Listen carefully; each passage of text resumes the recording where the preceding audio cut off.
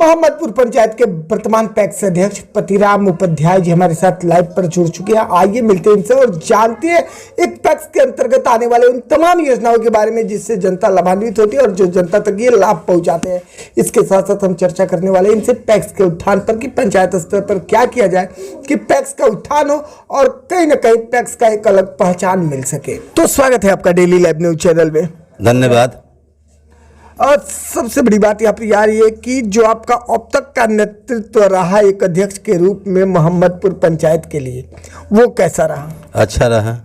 तो इस दौरान आपने पैक्स के अंतर्गत आने वाली कौन कौन सी योजनाओं से जनता को लाभान्वित किया है और जनता तक लाभ पहुंचाया है? ये भी तो गेहूँ चावल हम वितरण कर रहे हैं, धान का खरीद कर रहे हैं,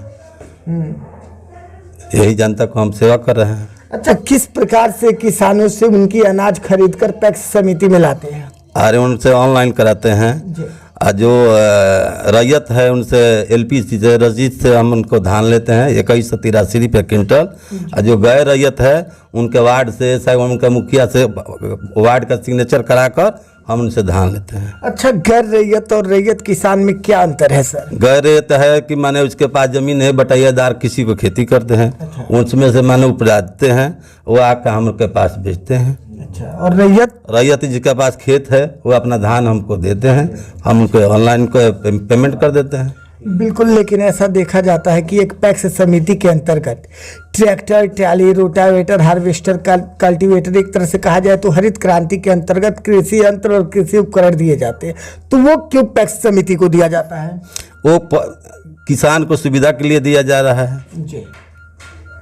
पास भी है ही नहीं, मैंने किसानों के पास, हमारे पास से भी मिला नहीं है। हमारे पास से भी ट्रैक्टर से कोई भी सुविधा नहीं है। हम अप्लाई किए हैं, मिलेगा तो हम भी किसान का सुविधा करेंगे।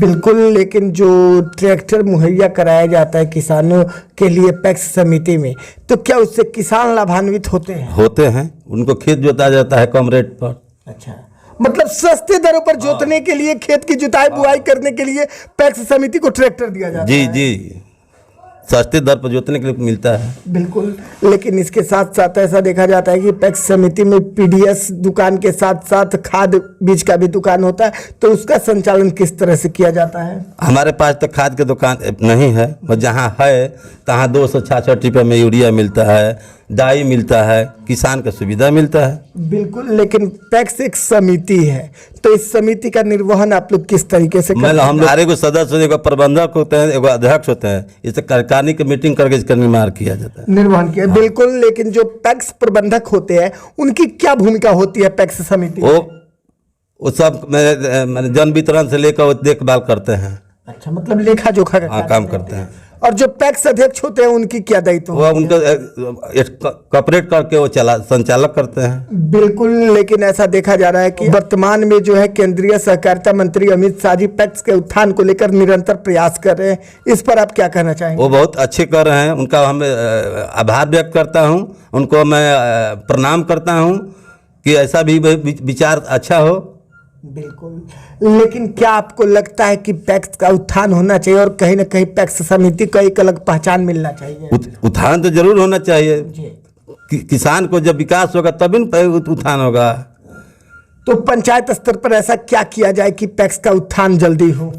पंचायत स्तर पर होने के पहले कि सारण जिला में कोऑपरेटिव बैंक खोला जाए कि किसानों को ऋण मिले, उस तरह का कोई सुविधा मिले, तब न किसान को फायदा होगा, तो मैं उसकी ठीक करूँगा। बिल्कुल, डेली लाइव न्यूज के माध्यम से आपको आपके पंचायत और पूरे बिहार की जनता भी देख रही है। आप अपने नेतृत्व को लेकर और दायित्व को लेकर जनता से क्या कहना चाहेंगे? कहेंगे जो अमित शाह कर रहे हैं उनका सहभागिता बढ़ाए, उसको मैंने आगे करके ठीक करें, ज़्यादा से ज़्यादा जनता जुटे पैक्स में, पैक्स विकास करे, डेवलप करे। बिल्कुल, चलिए जी, डेली लाइव न्यूज चैनल से जुड़ने के लिए और अपना कीमती समय देने के लिए बहुत बहुत धन्यवाद आपका।